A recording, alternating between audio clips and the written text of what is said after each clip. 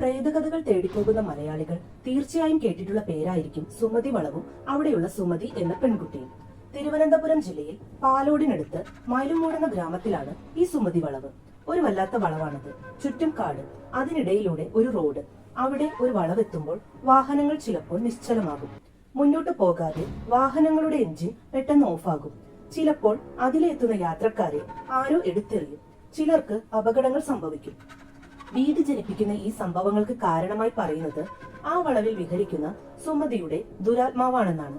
സുമതിയുടെ പ്രേതമാണത്രേ ഇത്തരം സംഭവങ്ങൾക്ക് പിന്നിൽ. കാമുകനാൽ ചതിക്കപ്പെട്ട് ജീവൻ നഷ്ടമായ സുമതി പ്രതികാരം തീർക്കാനായി ഇന്നും ആ വളവിലുണ്ടെന്നത് വർഷങ്ങളായി പ്രചരിക്കുന്ന കഥകളാണ്. അത് സത്യമാണെന്ന് ചിലരെങ്കിലും ഇന്നും വിശ്വസിക്കുന്നു. സുമതിയുടെ പ്രേതം ആ വളവിലുണ്ടെങ്കിലും ഇല്ലെങ്കിലും സുമതി എന്ന പെൺകുട്ടിയുടെ അരുംകൊല ഒരു യാഥാർത്ഥ്യം തന്നെയാണ്.